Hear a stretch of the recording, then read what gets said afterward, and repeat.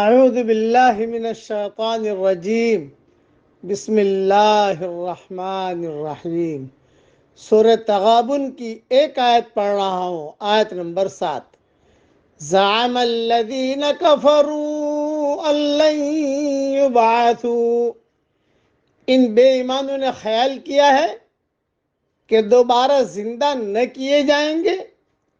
قل بلا وربی لتبعثن ثم لتنبؤن بما عملتم، آپ کہہ دیجئے کہ کیوں نہیں، اللہ کی قسم تم ضرور دوبارہ اٹھائے جاؤ گے، پھر جو تم نے کیا ہے اس کی خبر دیے جاؤ گے۔ وَذَلِكَ عَلَى اللَّهِ يَسِيرٌ، اور اللہ پر یہ بالکل ہی آسان ہے۔ مختصر تشریح سن لیجئے۔ قرآن مجید میں 3 مقامات پر اللہ تعالیٰ نے اپنے رسول کو یہ حکم دیا کہ وہ اپنے رب کی قسم کھا کر یہ اعلان کرے کہ اللہ تعالیٰ ضرور دوبارہ زندہ فرمائے گا۔ ان میں سے ایک یہ مقام ہے، اور اس سے قبل ایک مقام سورہ یونس آیت نمبر 53 اور دوسرا مقام سورہ سبا آیت نمبر 3 ہے۔ دوسری بات کہ یہ وقوع قیامت کی حکمت ہے کہ آخر اللہ تعالیٰ نے تمام انسانوں کو کیوں دوبارہ زندہ کرے گا؟ اللہ تعالیٰ تمام انسانوں کو کیوں دوبارہ زندہ کرے گا؟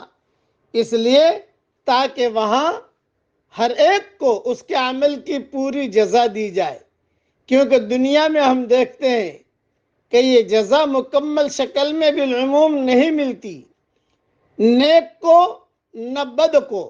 اب اگر قیامت والے دن بھی مکمل جزا کا اہتمام نہ ہو تو دنیا ایک کیلنڈر کا کھیل اور فعل عبثی قرار پائے گی، جبکہ اللہ کی ذات ایسی باتوں سے بہت بلند ہے، اس کا تو کوئی فعل عبث ہے ہی نہیں۔ چہ جائے کہ جنات اور انسان کی تخلیق کو بے مقصد اور ایک کھیل سمجھ لیا جائے۔ تعالی اللہ عن ذلک علوا کبیرا۔ اور تیسری بات، یہ دوبارہ زندگی انسانوں کو کتنی مشکل یا مستبعد نظر آتی ہو کہ دوبارہ کیسے زندہ کرے گا اللہ، لیکن اللہ کے لیے بالکل آسان ہے۔ اس کو کہا وَذَلِكَ عَلَى اللَّهِ يَسِيرٌ، اور اللہ پر یہ بالکل ہی آسان ہے، کرنے والے اللہ ہے۔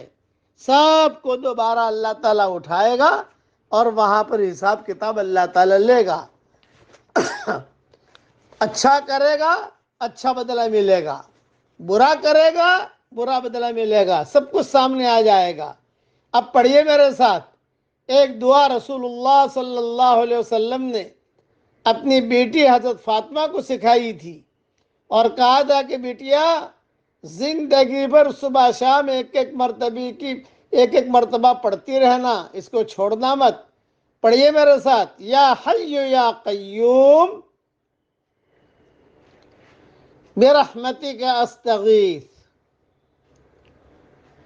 اصلح لی شأنی کلہ ولا تکلنی الی نفسی طرفت عین۔ ترجمہ پڑھ لیجئے، اے ہمیشہ ہمیش زندہ رہنے والے، اے مخلوقات کو قائم رکھنے والے، میں آپ سے